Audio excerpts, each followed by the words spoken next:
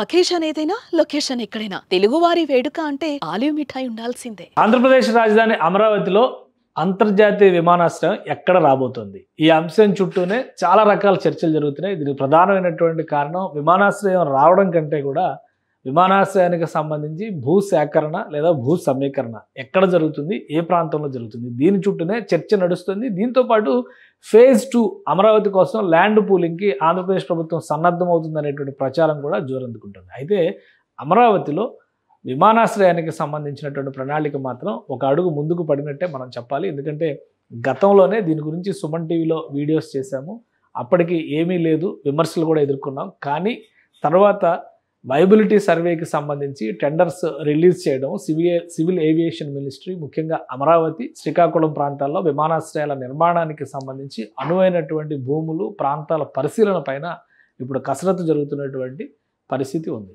అలానే అమరావతికి ఎటువైపు నుంచి చూసినా కానీ విజయవాడ నగరానికి సమీపంలో ఉన్నటువంటి విమానాశ్రయాన్ని వాడుకోవచ్చు అనేటువంటి విమర్శలు కూడా ఎక్కువగానే వినిపిస్తున్నాయి. కానీ విజయవాడ నగరానికి గన్నవరం ఎయిర్పోర్ట్కి దాదాపు 20 కిలోమీటర్ల దూరం ఉంది. అదే అమరావతితో పోల్చి చూసినప్పుడు అది దాదాపు 35 నుంచి 40 కిలోమీటర్ల దూరం ఉంది. సో ఈ ప్రాంతంలో ఉన్నటువంటి ప్రయాణ అవసరాలు, భవిష్యత్ అవసరాలను దృష్టిలో పెట్టుకొని అమరావతిలో అది కూడా ప్రస్తుతం ఉన్నటువంటి గుంటూరు జిల్లా పరిధిలోనే విమానాశ్రయం ఏర్పడుతుందనేటువంటి సమాచారాన్ని గతంలో కూడా మనం డిస్కస్ చేసాం. ఇప్పుడు అదే కోణంలో రాష్ట్ర ప్రభుత్వం చేసినటువంటి కొన్ని వ్యాఖ్యలు, రాష్ట్ర ప్రభుత్వానికి సంబంధించినటువంటి కీలకమైనటువంటి మంత్రులు చేసినటువంటి వ్యాఖ్యల ఆధారంగా చూస్తే అమరావతి అంతర్జాతీయ విమానాశ్రయానికి భూసేకరణ పైన ఎక్కడెక్కడ అధ్యయనాలు జరుగుతున్నాయి ఒకసారి విశ్లేషించేటువంటి ప్రయత్నం చేద్దాం. ఆంధ్రప్రదేశ్ రాజధానికి సంబంధించినటువంటి ప్రణాళిక ఇది. గతంలో కూడా చాలాసార్లు మనం చూసాం. ఇది అమరావతి కేవలం ఈ చిన్న భాగంలో మాత్రమే అమరావతి నగరం ఉంటుంది. ఇది సీడ్ క్యాపిటల్, కోర్ క్యాపిటల్ అని చెప్పి అంటున్నారు. రాజధాని నగరంగా దీన్ని మాత్రమే మనం చూస్తాం. టోటల్ ఈ రీజియన్ మొత్తాన్ని చూస్తే కనుక ఇది APCRDA అంటే క్యాపిటల్ రీజియన్ డెవలప్మెంట్ అథారిటీ అనేటువంటి పేరుతో ఈ మొత్తం ఎలా అయితే హైదరాబాద్ నగరంలో హుడా, HMDA ఇలా ఏర్పడినాయో అదే తరహాలో డెవలప్మెంట్ కోసం మొత్తం APCRDA రీజియన్ కింద దీన్ని మొత్తాన్ని డెవలప్ చేశారు. దీన్ని దృష్టిలో పెట్టుకొని ఒక ఇన్నర్ రింగ్ రోడ్డు, ఒక ఔటర్ రింగ్ రోడ్డు ప్రణాళికను కూడా రాష్ట్ర ప్రభుత్వం సిద్ధం చేసింది. సో ప్రణాళిక పరంగా చూస్తే అమరావతి రాజధాని నగరానికి సంబంధించి 55,000 ఎకరాల వరకు భూములు అందుబాటులో ఉన్నాయనేటువంటి ఆలోచన అందరికీ ఉంది. కానీ ఇందులో మ్యాక్సిమం 30 to 35% భూములు రిటర్నబుల్ ప్లాట్ల కేటగిరీలో వెళ్ళిపోతాయి. అంటే ఈ మొత్తం భూముల్లో ఎవరైతే ల్యాండ్ పూలింగ్కి భూములు ఇచ్చారో వాళ్ళందరికీ కూడా రెసిడెన్షియల్ ప్లాట్స్, కొన్ని కమర్షియల్ ప్లాట్స్ సో ఆ రూపంలో వెళ్ళిపోతాయి. తర్వాత నగరానికి అవసరమైనటువంటి మౌలిక వసతులు, వనరుల కల్పన విషయంలో భాగంగా రహదారులు, పబ్లిక్ పార్కులు, దేవాలయాలకు సంబంధించి, పాఠశాలలు, విద్యా సంస్థలకు సంబంధించి ఈ విధంగా చాలా భూములు కేటాయిస్తే రాష్ట్ర ప్రభుత్వానికి మిగిలేది ఓవరాల్గా 6,000 ఎకరాల కంటే ఎక్కువ మిగిలేటువంటి అవకాశం లేదు అనేటువంటి చర్చ మొదటి నుంచి జరుగుతుంది. ఈ క్రమంలోనే inner ring road, outer ring రోడ్లను ప్రాతిపదికగా చేసుకుని అమరావతి అవసరాలకు తగ్గట్టుగా నగర విస్తరణ ప్రణాళికను అమలు చేయాలని రాష్ట్ర ప్రభుత్వం భావిస్తుంది. ఆ క్రమంలో చూసినప్పుడు అంతర్జాతీయ విమానాశ్రయానికి సరైనటువంటి స్థలంగా ఎంచుకునేటువంటి అవకాశం ఉన్న ప్రాంతాలను ఒకసారి మనం పరిశీలించే ప్రయత్నం చేద్దాం. దీనిపైన గతంలో కూడా చాలా చర్చ జరిగింది. రాష్ట్ర ప్రభుత్వానికి సంబంధించినటువంటి అధికారులు పర్యటనలు జరిపారు. ఇది టోటల్గా CRDA మండలాలుగా విభజన చేసి చూసినప్పుడు ఉత్తర మండలం, ఈశాన్య మండలం, తూర్పు మండలం, మధ్య మండలం, అలానే ఆగ్నేయ మండలం, దక్షిణ మండలం, నైరుతి మండలం ఇలా మొత్తం 9 మండలాలుగా విభజించారు ఈ ప్రాంతం మొత్తాన్ని కూడా. సో ఆ కోణంలో చూసినప్పుడు అమరావతి నగర నిర్మాణ ప్రణాళిక కేవలం కోర్ క్యాపిటల్ ఏరియా అంటే ఈ సెంట్రల్ జోన్లో ఉన్నటువంటి ఈ ప్రాంతం మాత్రమే అమరావతి రాజధాని అయితే దాన్ని 9 నగరాలుగా మళ్ళీ విభజన చేస్తూ ఒక ప్రణాళికను చేశారు. ఆ 9 నగరాల ప్రణాళిక ఇది. అయితే అమరావతి ఇన్నర్ రింగ్ రోడ్ ఈ ప్రాంతంలో వస్తుంది. ఇన్నర్ రింగ్ రోడ్ ప్రణాళిక సజీవంగా ఉంది అని చాలాసార్లు సుమన్ టీవీలో మనం వీడియోలు చేసాం. కానీ చాలామంది అభ్యంతరాలు చెప్పారు. కానీ ఇన్నర్ రింగ్ రోడ్ నిర్మాణం దిశగా ఆంధ్రప్రదేశ్ ప్రభుత్వం అడుగులు వేస్తుంది. సో ఇన్నర్ రింగ్ రోడ్కి సంబంధించినటువంటి ప్రణాళికలో ఈ ప్రాంతం మొత్తం కూడా ఖాళీగా కనిపిస్తున్నటువంటి ప్రదేశం. అంటే ఇన్నర్ రింగ్ రోడ్డు పరిధిలో ఎక్కువ ల్యాండ్ అవైలబిలిటీ ఉన్నటువంటి ప్రదేశం ఇది మాత్రమే. సో దీనిపైన ఇప్పుడు ఆంధ్రప్రదేశ్ ప్రభుత్వం దృష్టి పెట్టింది.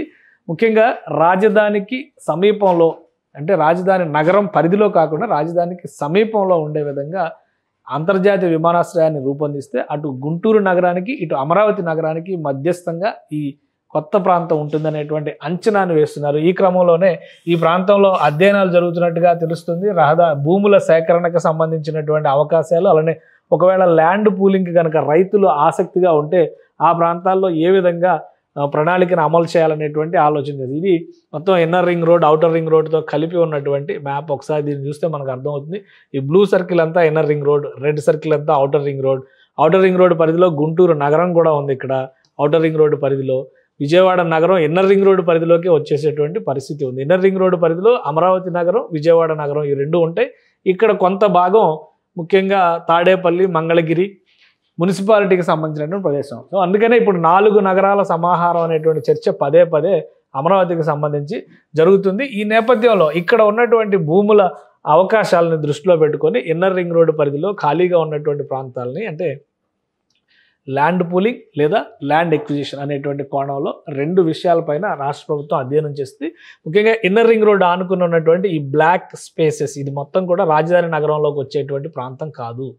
ఇది ఇప్పుడు రాజధాని నగరంలో కలుపుకునేందుకు కావలసినటువంటి ప్రణాళికను సిద్ధం చేస్తున్నారు. ఎందుకంటే ఇలా వస్తుంది ఎర్రుబాలెం నుంచి నంబూరు వెళ్ళేటువంటి అమరావతి రైల్వే లైను. ఇక్కడే భూసేకరణ ద్వారా 1500 ఎకరాలతో పెదపరిమి సమీపంలోనే ఒక భారీ రైల్వే స్టేషన్ని అక్కడ ఏర్పాటు చేయాలనేటువంటి అంశాన్ని రాష్ట్ర ప్రభుత్వం పరిశీలిస్తుంది. దీనికోసం ప్రభుత్వ భూములు అక్కడ ఎంతవరకు అవైలబుల్ ఉన్నాయి, ప్రైవేటు భూములు తీసుకోవాల్సి వస్తే ఏ విధంగా తీసుకోవాలి, ఈ అంశం పైన ఒక అధ్యయనం జరుగుతుంది.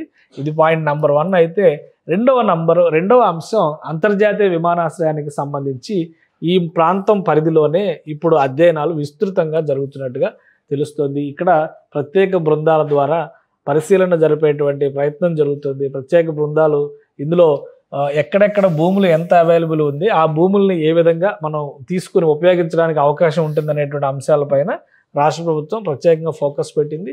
సో ఒకసారి ఈ ప్రాంతాన్ని కొంచెం జూమ్ చేసి చూస్తే, ఇది రాజధానికి అత్యంత సమీపంలో ఉండేటువంటి తాడికొండ మండలంలో పరిధిలో ఉండేటువంటి ప్రాంతాలన్నీ ఇక్కడ ఉన్నాయి. ఈ మోతడక, కర్లపూడి, నెమలికల్లు, ఈ రావెల, ఈ ప్రాంతాలన్నిటికీ సంబంధించి ప్రభుత్వ ప్రైవేటు భూములపైన ప్రస్తుతం అధ్యయనం జరుగుతుంది.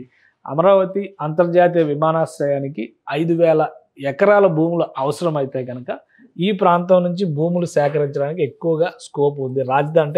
రాజధాని విమానాశ్రయం వచ్చేది ఇక్కడే అని చెప్పొచ్చు. దానికి మరొక 2 ప్రధానమైన కారణాలు ఏంటంటే, ఇటు గుంటూరు నగరం, అటు అమరావతి నగరం అటాచ్ అయ్యి ఉండడం అనేది ఒక ఆస్పెక్ట్ అయితే, నేషనల్ హైవే 16కి అతి సమీపంలో ఉండడం, అలానే రైల్వే లైన్, కొత్తగా వస్తున్నటువంటి రైల్వే లైన్కి అతి సమీపంలో ఉండడం, ఈ 2 అంశాలని దృష్టిలో పెట్టుకుని రాష్ట్ర ప్రభుత్వం ఈ ప్రాంతం పైన ప్రత్యేకంగా అధ్యయనం చేస్తున్నట్టుగా తెలుస్తుంది. మొత్తంగా అమరావతి ప్రాంత జాగ్రఫీ ఒకసారి చూస్తే, ఇటు విజయవాడ, అలానే ఇటు గుంటూరు, ఇక్కడ కొత్తగా ఏర్పడుతున్నటువంటి అమరావతి నగరం, ఇది పాత అమరావతి నగరం. మొత్తం రింగ్ రోడ్డు పరిధిని చూసినప్పుడు అవుటర్ రింగ్ రోడ్ ఈ ప్రాంతం మొత్తాన్ని కూడా కవర్ చేస్తుంది. ఇన్నర్ రింగ్ రోడ్డు కేవలం ఈ ప్రాంత పరిధిలో మాత్రమే వెళ్తుంది. సో అందుకనే ఈ ప్రదేశాన్ని ప్రత్యేకంగా, అంటే పెదకూరపాడు నియోజకవర్గ పరిధిలోకి వచ్చేటువంటి ప్రాంతాలు ఉన్నాయి. ఇక్కడ తుళ్ళూరు నియోజకవర్గం అంతా కూడా ఇటు సైడ్ అమరావతి ప్రాంత పరిధిలోనే ఉంది. సో అందుకనే ఈ ప్రాంతంలో ఉన్నటువంటి ప్రభుత్వ ప్రైవేటు భూములపైన ప్రస్తుతం అధ్యయనం జరుగుతుంది. అమరావతికి సంబంధించినటువంటి అంతర్జాతీయ విమానాశ్రయ ప్రణాళిక విషయంలో తాడికొండకి అతి సమీపంలో ఉన్నటువంటి ఈ ప్రాంతాలపైనే ప్రత్యేకంగా రాష్ట్ర ప్రభుత్వానికి సంబంధించినటువంటి అధికారులు ఆ ప్రాంతంలో భూమికి సంబంధించి, అంటే భూమి అక్కడ ఉండేటువంటి నిర్మాణ ప్రణాళిక విషయంలో ఎయిర్పోర్ట్ నిర్మించడానికి ఎంతవరకు భూముల సారం కానీ, భూముల విషయం కానీ ఎంతవరకు అనుకూలంగా ఉంటుందనేటువంటి అంశం పైన కూడా అధ్యయనం జరుగుతున్నట్టుగా తెలుస్తుంది. ఇవన్నీ కూడా తాడికొండ మండలం పరిధిలోకి వచ్చేటువంటి ప్రాంతాలే. ఇటు పొన్నెకల్లు, ఇటు రావెల, పాములపాడు, లచ్చన్న గుడిపూడి, అలానే నిడుముక్కల, ఈ ప్రాంతాల పరిధిలో వచ్చేటువంటి అవకాశాలు ఉన్నాయి. ఎందుకంటే ఇక్కడ నేషనల్ హైవేని దృష్టిలో పెట్టుకొని కూడా మనం చూడాల్సినటువంటి అవసరం ఉంటుంది. 2 నేషనల్ హైవేస్ ఇక్కడ కలుస్తున్నాయి. NH16తో పాటు కొత్తగా వస్తున్నటువంటి 544D, 167A, ఈ 2 రహదారులు కూడా ఈ మార్గం నుంచి వస్తున్నాయి. ఒక ప్రధానమైనటువంటి అమరావతి రైల్వే లైన్ ఈ మార్గం నుంచే వస్తుంది. కాబట్టి ఈ పరిసర ప్రాంతాల్లో భూములపైన రాష్ట్ర ప్రభుత్వం ప్రత్యేకంగా అధ్యయనం చేస్తున్నట్టుగా తెలుస్తుంది. గత 2-3 రోజులుగా రాష్ట్ర మున్సిపల్ శాఖ మంత్రి వివిధ ప్రాంతాల్లో ఇప్పటికే ముఖ్యమంత్రి సూచన మేరకు, రాష్ట్ర ప్రభుత్వ పరిశీలనల మేరకు ఇప్పటికే అధికారులు ఇచ్చినటువంటి నివేదికల ఆధారంగా ఆయా ప్రాంతాల్లో మంత్రి నారాయణ పర్యటిస్తున్నారు. కృష్ణానదికి ఆవలి గట్టున స్పోర్ట్స్ సిటీ అనేటువంటి ప్రతిపాదనలు పరిశీలించేందుకు కొన్ని భూముల్ని పరిశీలించారు. ఆ తర్వాత అమరావతిలో నిర్మాణానికి కావాల్సినటువంటి గ్రావెల్ సేకరణ కోసం అనంతవరం కొండల పరిధిలో కూడా పర్యటన జరిపారు. ఇప్పుడు తాజాగా ఎయిర్పోర్టుకు సంబంధించి భూసేకరణ లేదా సమీకరణ ఈ అంశాలపైన వస్తున్నటువంటి చర్చలకి అనుగుణంగా ఆయా ప్రాంతాల్లో భూముల అవైలబిలిటీ పైన కూడా రాష్ట్ర ప్రభుత్వం ఫోకస్ పెట్టింది. ఓవరాల్గా ల్యాండ్ పూలింగ్ ఫేజ్ 2 అనేటువంటి అంశం ఉంటుందా లేదా అనేది ప్రస్తుతానికి అప్రస్తుతం అయినప్పటికీ కూడా అమరావతి అంతర్జాతీయ విమానాశ్రయం పైన మాత్రం రాష్ట్ర ప్రభుత్వం ప్రత్యేక కసరత్తు చేస్తుంది. ఇప్పటికే దీనిపైన ఫీజిబిలిటీ సర్వేల కోసం టెండర్లని పిలవడం, దానిపైన అధ్యయనాలు జరుగుతున్నటువంటి నేపథ్యంలో ఏ ప్రాంతంలో అనువైనటువంటి అవకాశాలు ఉన్నాయనే అంశంపైన రాష్ట్ర ప్రభుత్వం ప్రత్యేకంగా ఫోకస్ పెడుతుంది. ఇందులో చెప్పాలంటే టాప్ లిస్టులో ఇప్పుడు గుంటూరు, అమరావతి నగరాల మధ్య ఉన్నటువంటి ప్రాంతమే ఉంది అని చెప్పొచ్చు. సుమన్ టీవీలో మీ పర్సనల్ అండ్ బిజినెస్ ప్రమోషన్స్ కోసం కింది నెంబర్కి కాంటాక్ట్ చేయండి.